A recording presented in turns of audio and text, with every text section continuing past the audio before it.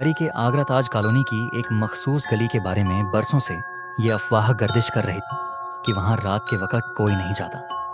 मकामी लोग कहते थे कि जो भी इस गली में कदम रखता या तो लापता हो जाता या फिर जिंदा वापस आकर भी कभी पहले जैसा नहीं रहता। कुछ इसे सिर्फ एक कहानी समझते, लेकिन जो जानते थे वो मानते थे कि यहाँ कुछ ऐसा था जो इंसानी आंख से ओझल था।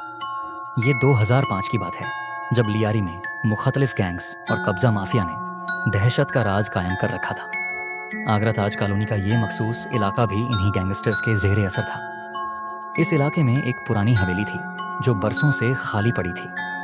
कहा जाता था कि यह हवेली किसी जमाने में कब्जा माफिया के एक बदनाम जमाना लीडर जावेद बलोच के जेर इस्तेमाल थी। जावेद बलोच के बारे में मशहूर था कि वो सिर्फ मुजरिम नहीं था, बल्कि वो काले जादू पर भी यकीन रखता था।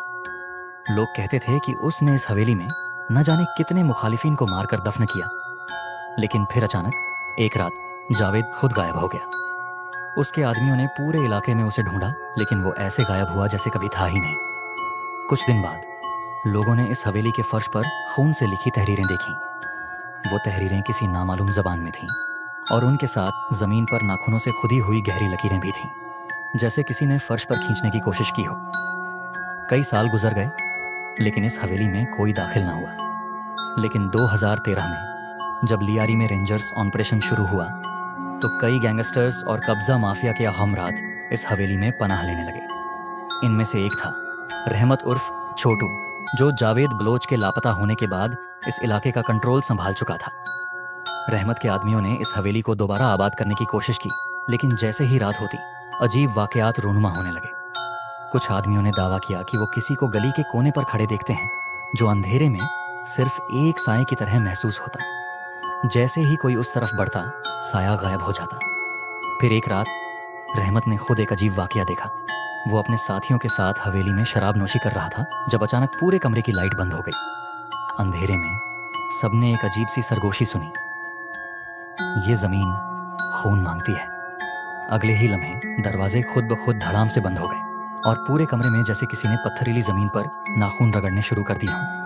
रहमत के आदमियों ने घबराकर बाहर भागने की कोशिश की, लेकिन दरवाजे जैसे किसी न देखे हाथ ने जकड़ लिए थे। जब रोशनी वापस आई तो सब ने फर्श पर देखा। वहां जावेद बलोच का नाम खून से लिखा था। रहमत और उसके साथी किसी न किसी तरह वहां से भागने में कामयाब हो गए, लेकिन उसके बाद वो एक एक करके लापता होने लगे। कुछ की लाशें गलियों में पड़ी मिली, लेकिन उनके चेहरे खौफ से यूं मुड़े हुए थे जैसे मरने से पहले किसी ने उन्हें कुछ ऐसा दिखाया था जिसे उनका दिमाग बर्दाश्त न कर सका। आखिरी शख्स जो बचा वो खुद रहमत था। वो सब छोड़कर कराची से भागने वाला था कि एक रात वो भी गायब हो गया। लोग कहते हैं कि उस रात किसी ने गली में सुरख आंखों वाले एक साए को आहिस्ता आहिस्ता चलते हुए देखा था। जब सुबह पुलिस पहुंची तो रहमत का मोबाइल फोन गली में पड़ा था। उसकी स्क्रीन पर आखिरी पैगाम था, ये जमीन अपना बदला ले रही है। आज भी वो गली सुनसान है। आज भी आगरा ताज कॉलोनी की इस गली में रात के वक्त कोई नहीं जाता। मकामी लोग कहते हैं कि रात के आखिरी पहर अगर आप वहां खड़े हों तो आपको किसी के सरगोशियां करने की आवाजें आती हैं। कुछ कहते हैं कि अगर आप गौर से सुने तो उनमें एक आवाज जावेद बलोच की भी होती है। वो आवाज जो कहती है, ये जमीन खून मांगती है। जुर्म और जुल्म की जमीन कभी ना कभी अपना बदला लेती है। जो खून किसी बेगुनाह का बहाया जाए वो हमेशा बेजुबान नहीं रहता।